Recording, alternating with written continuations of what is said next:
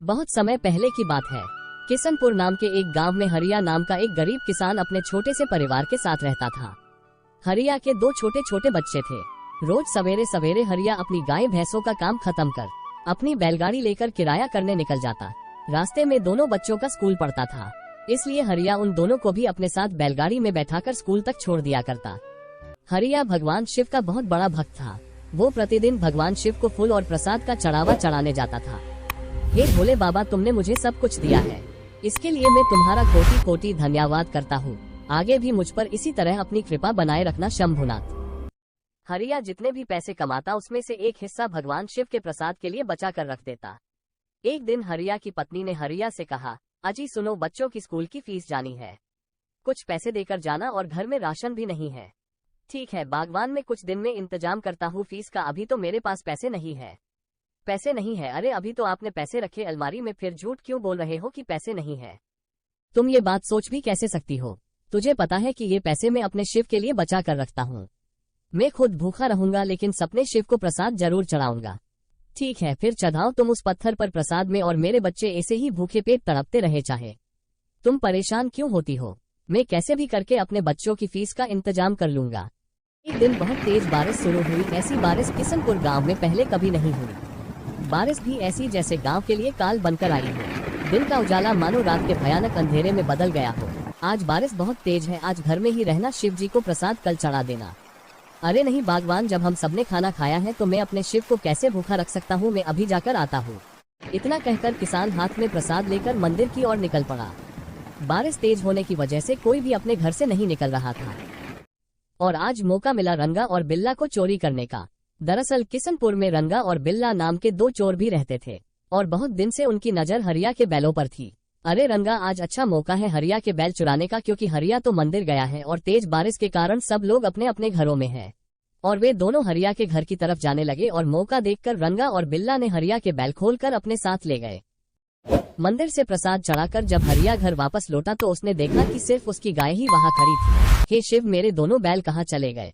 कल सवेरे मुझे साहूकार के गेहूं गोदाम तक पहुंचाने हैं, ऐसे में मेरे दोनों बैल कहाँ चले गए? तभी वो घर जाकर अपनी पत्नी से कहता है, अरे हमारे दोनों बैल ना जाने कहाँ चले गए। और वे दोनों अपने बैलों को देखने निकल जाते हैं। शाम होने को आई लेकिन बैलों का कुछ पता न चल सका।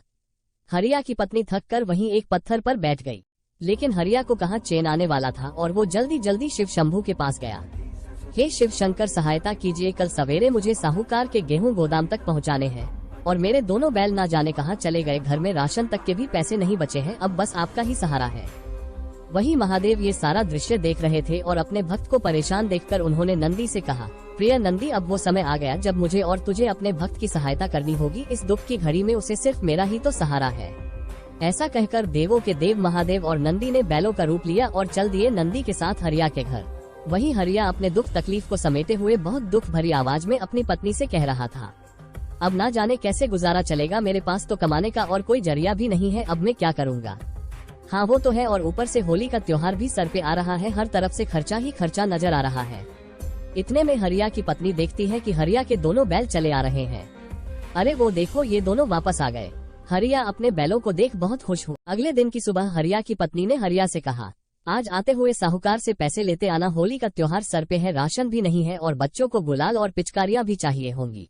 पत्नी की बात सुनकर हरिया साहूकार के यहाँ जाता है और उससे कहता है, मालिक आज मेरे लिए भी कोई काम है तो बताओ। अरे हरिया, काम तो है, लेकिन कल तू कहाँ था? कल आता तो बहुत अच्छी कमाई हो जाती तेरी। मालिक बस कल किसी और वजह से आना नहीं हुआ मेरा।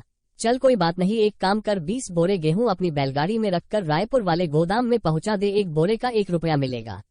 पर मालिक वो तो बहुत दूर है, उसके लिए सिर्फ 1 रुपया। देख हरिया, तुझे करना है तो कर, वरना मैं राजू की बैलगाड़ी में रखवा देता हूँ। नहीं मालिक, मैं लेकर जाता हूँ। ऐसा कहकर हरिया अपनी बैलगाड़ी में बोरे रखकर चल दिया रायपुर की तरफ। लगभग 4 घंटे चलने के बाद हरिया रायपुर पहुंच गया, लेकिन उसे जरा सा भी अंदाजा नहीं था कि उसने इतना सारा वजन 3 लोक के स्वामी भगवान भोले शंकर के ऊपर रखा था। पूरे दिन का थका हारा हरिया साहूकार के घर अपने हिसाब के लिए जाता है, और साहूकार कहता है, अरे हरिया, मैं तुझे बताना भूल गया, अब गोदाम से पैसे होली के बाद ही आएंगे और तुझे भी पैसे होली के बाद मिलेंगे। मालिक घर में राशन भी नहीं है और बच्चों के लिए गुलाल भी ले जाना है। अरे तेरे जैसे गरीब के बच्चे भी होली गुलाल से खेलेंगे, थोड़ी थोड़ी मिट्टी दे देना लाके, उसी से मन बहला लेंगे। ये सारी बात महादेव और नंदी बाहर खड़े सुन रहे थे। हरिया अब उदास मन से खाली हाथ घर जाने लगा और घर जाते ही हरिया ने सारी बात अपनी पत्नी से बताई। मेरी तो किस्मत ही खराब है, मैं अपने बच्चों को होली पर गुलाल भी खरीद कर नहीं दे सकता। बस अब बैठ जाओ किस्मत को दोष देने। जब मैं कहती थी कि कुछ पैसे बचा कर रख लो तब मेरी नहीं सुनी, तब तो बस उस पत्थर को प्रसाद चढ़ाना था।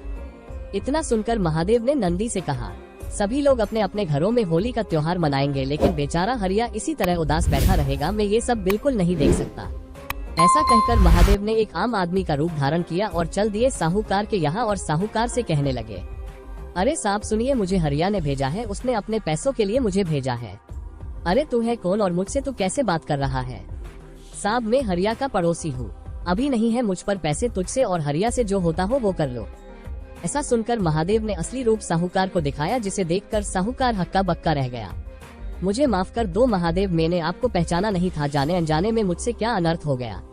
तू भले ही मुझे कुछ भी कहता रहे, लेकिन तूने मेरे भक्त को परेशान किया, इसलिए मुझे यहाँ खुद आना पड़ा। माफी मुझसे नहीं, हरिया और उसके परिवार से मांगो जिनका त्योहार तूने खराब किया है।